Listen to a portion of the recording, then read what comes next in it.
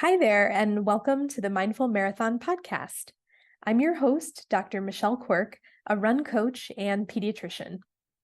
Mindful Marathon is all about helping runners of all types to run their own race. Whether you are a seasoned runner or you're just getting started, I want to let you know that you're welcome here and that you're in the right place.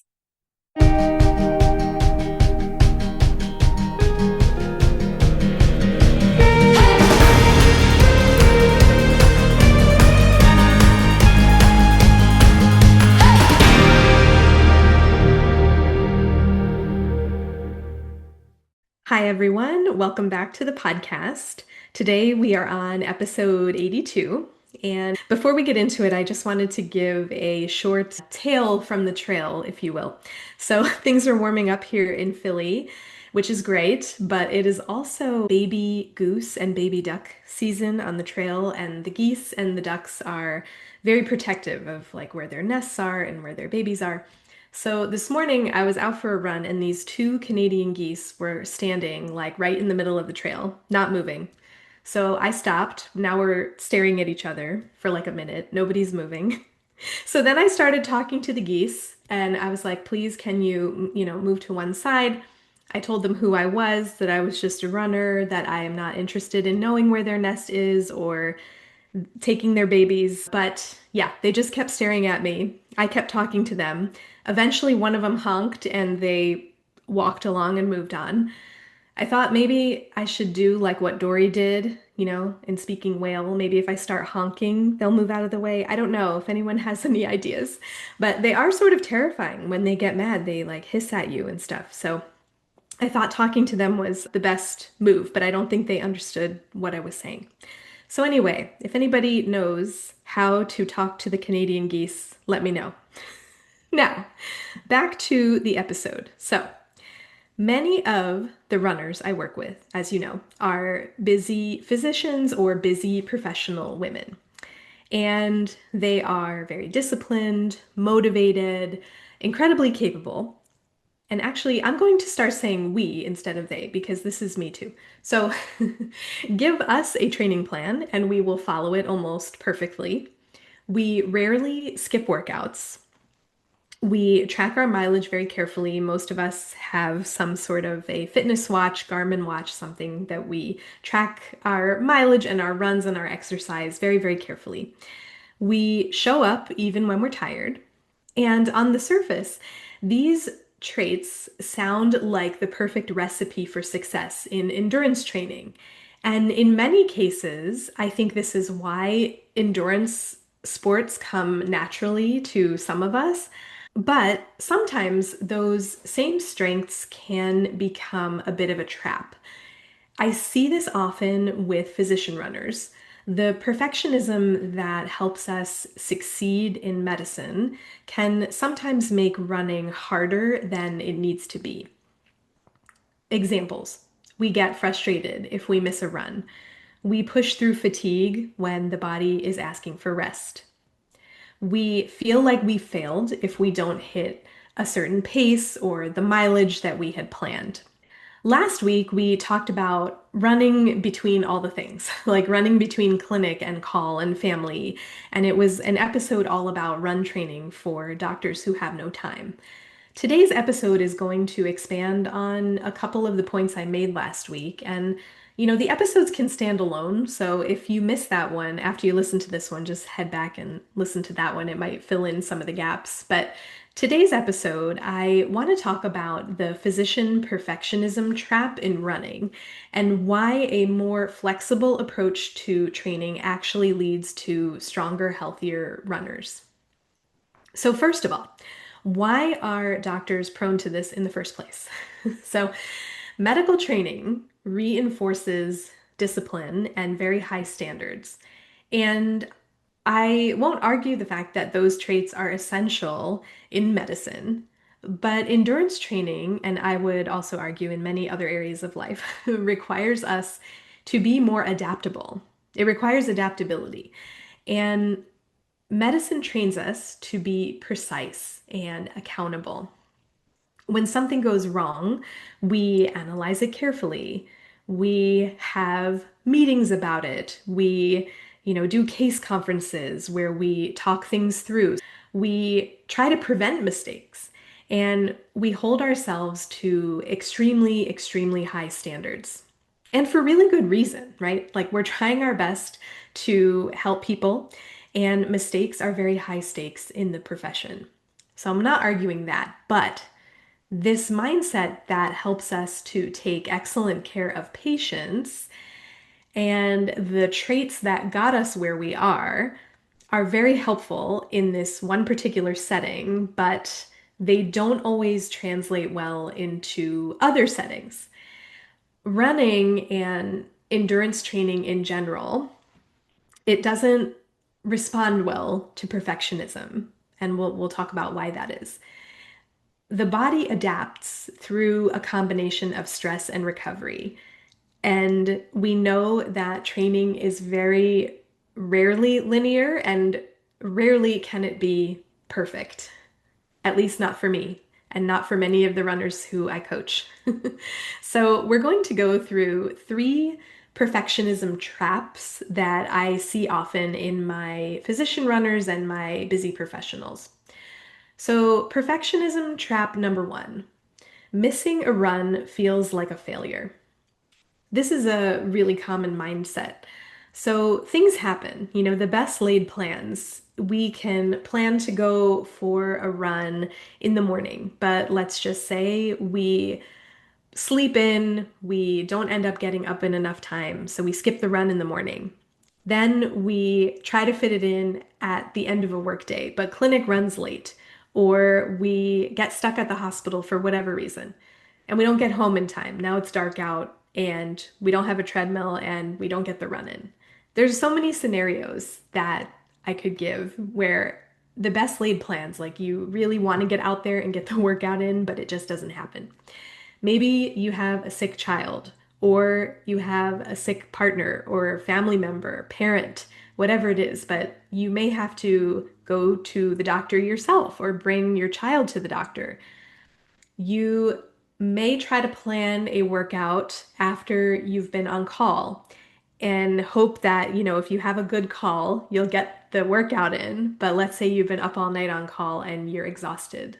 Like, definitely, missing the run in that scenario is absolutely the right thing to do and you should rest. But it can feel like a failure if it was on the plan and that was your plan in your mind that you were going to do it after you got home and you just were exhausted and didn't fit it in.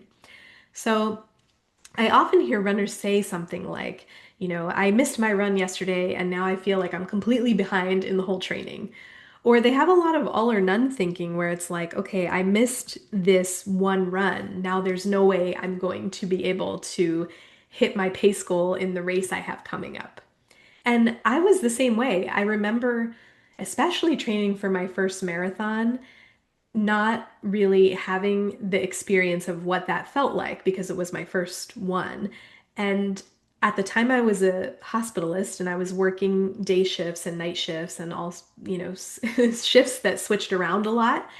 And that would happen to me where I'd have to cut a run short because I was just exhausted or I had to miss a run for whatever reason. And my mind went immediately to, okay, if you miss this run, like how do you expect to run this marathon? Like you need to put in the time, you need to put in the work. Like this is my own brain, my negative Nancy talking to me during that training cycle, even though my coach was saying all of these things that I am saying to you, that we need to be a little bit more flexible with ourselves and, let's switch things around in the training plan. It's going to be fine. But I didn't see it that way. I had a lot of all or none thinking, like this way or the highway. And I need to, this one run matters so, so much in the context of the entire training plan. And really, that's not true. The reality is that one missed run almost never really matters in the context of months of training when you look at a training cycle as a whole. But it's hard to teach ourselves this mindset shift. Fitness is built over weeks and months and not in one single workout. So sometimes I'm just going to give you a reframe. Sometimes the healthiest response in a situation like this can be, okay, that run didn't happen. Tomorrow is a new day. Mark it off, move on. that can be a really healthy response. Now, perfectionism trap number two is ignoring signals that the body needs recovery. This is a huge one, and this is where injuries and burnout can creep in. So, some common signals would include lingering soreness, fatigue, having poor sleep like repeatedly. Maybe you have a Garmin watch like me and you're constantly looking at the body battery to see what that is. But elevated stress, lack of motivation, those are all common signals that something might be up that we need to pay attention to.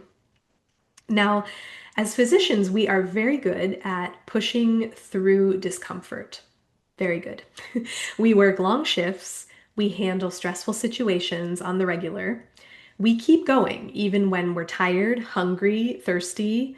We sometimes don't even like to use the bathroom and get to the point of feeling like our bladder is going to explode, and we just keep pushing. Again, this translates real well into endurance training, especially half marathon and full marathon training and triathlon training.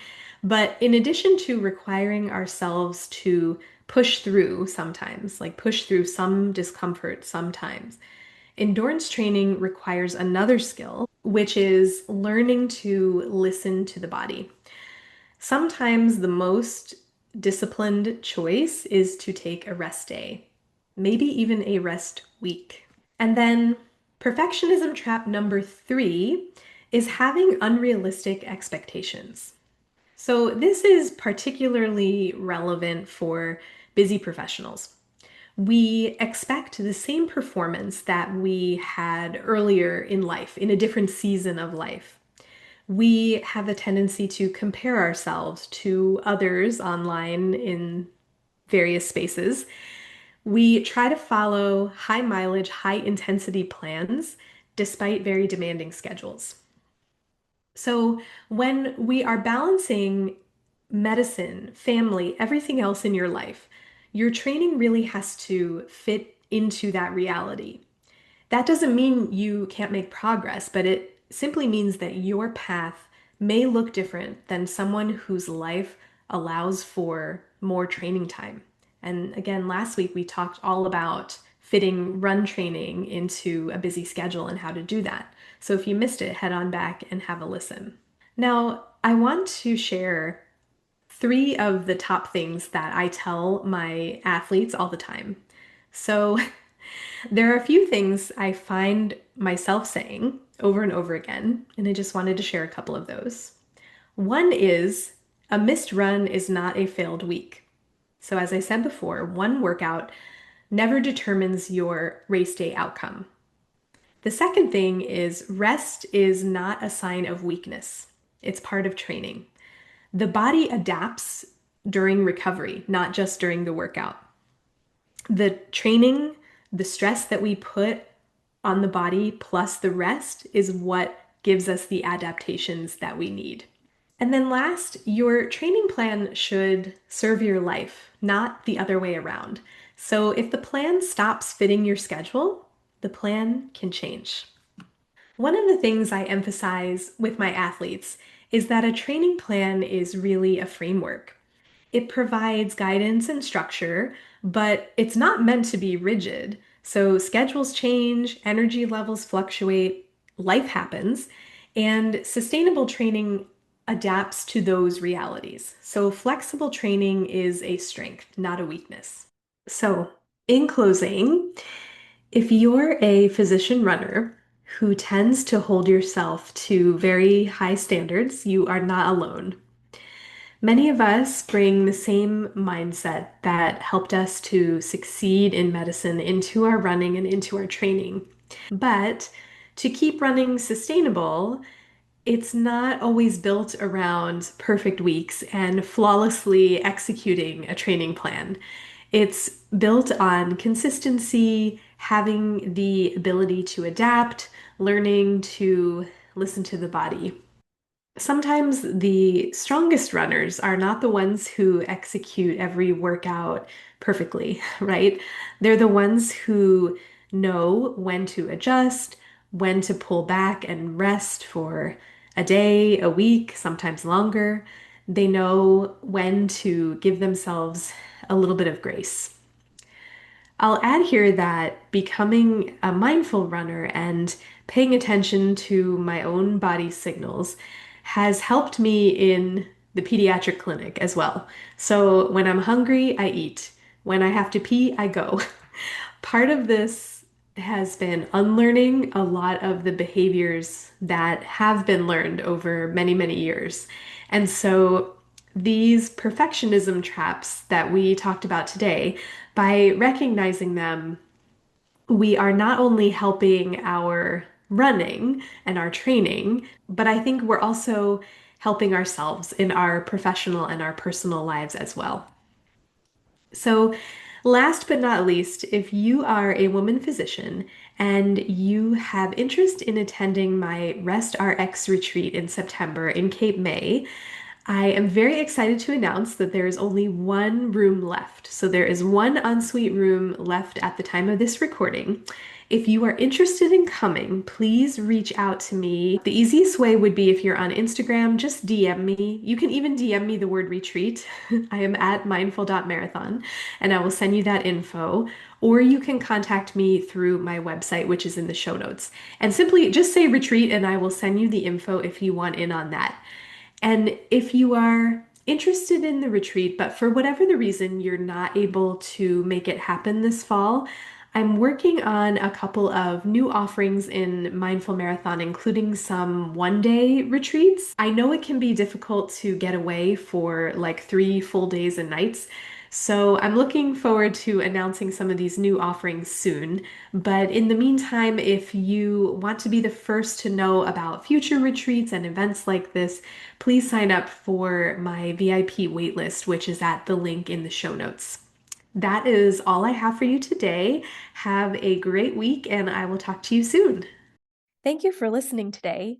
If you enjoyed the episode, please share it with a friend. And if you have a moment, please rate and review the podcast so that we can reach and encourage others to tie on their sneakers and join us out there on a run. See you next time.